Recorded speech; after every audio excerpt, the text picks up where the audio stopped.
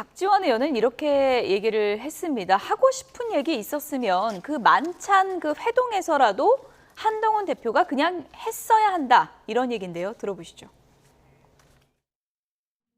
김건희 여사 마포대교 갔을 때는 18장이에요. 그리고 그 4장 공개한 것 중에서 윤석열 대통령과 추경호 대표 등 모든 사람은 웃고 있는데 한동훈 대표는 고개 빼딱 해가지고 인상 팍 쓰고 있더라고요. 고개 빼딱 해가지고 인상 팍 쓰고 있더라고요. 한동훈 대표가 덜 익었어요. 그래서 나는 땡감으로 떨어져 버릴까 해서 걱정이 되는데 그래도 한동훈 대표가 힘을 받아야 윤석열 대통령한테 할 말을 하는 거예요.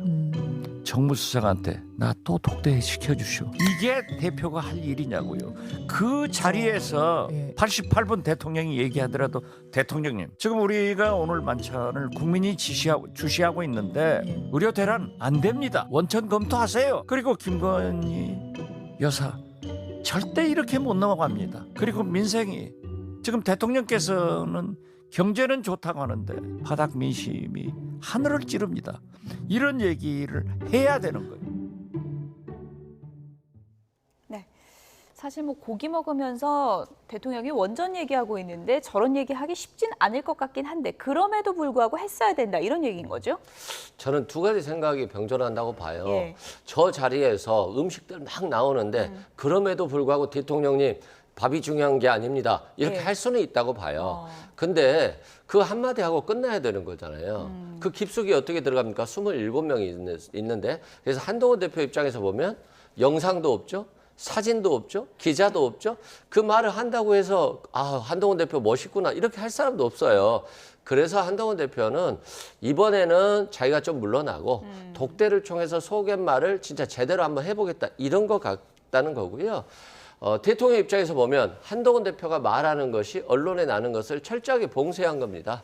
그렇기 때문에 한동훈 대표는 그냥 쭈뼛쭈뼛 하다가 홍철호 정무수석한테 다시 부탁한 게 아닌가 싶습니다. 예, 어쨌든 뭐 대통령실에서 픽한 만찬 사진 4장, 그 4장 안에 한동훈 대표 표정이 어떤지 저희가 그래픽으로도 좀 준비했는데 보여주시면 좋을 것 같습니다.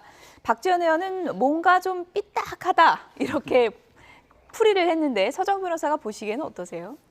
뭐 삐딱하던 거는 모르겠고요. 예. 근데 저는 박지원 의원들이 동의하기 힘든 게 굳이 그 진짜 김건희 여사 문제나게 의료 대란을 굳이 이런 자리에 또 해야 될 이유가 뭐 있습니까? 저는 이해가 안 되는 게 의료 대란의 문제는 대통령이 충분히 알고 있어요. 다만 이게 내년에 백지화를 못 시킨다. 이거 개혁을 위해서 돌파해야 된다. 모든 상황을 대통령이 알고 있어요. 대통령이 구중궁궐에 같이 있는 게 아닙니다. 그걸 뻔히 알기 때문에 굳이 독대 하나 저런데 이야기할 필요가 없는 거고요.